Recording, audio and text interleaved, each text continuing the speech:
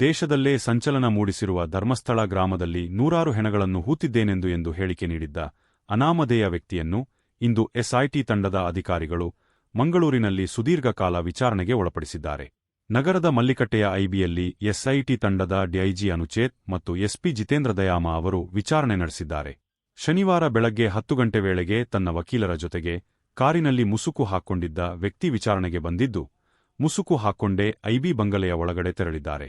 ಸಂಜೆ 7:30 ವೇಳೆಗೆ ಮುಸುಕುಧಾರಿ ವ್ಯಕ್ತಿ ಮತ್ತು ಆತನ ಜೊತೆಗಿದ್ದ ವಕೀಲರು ವಿಚಾರಣೆ ಮುಗಿಸಿ ಹಿಂದಕ್ಕೆ ತೆರಳಿದ್ದಾರೆ.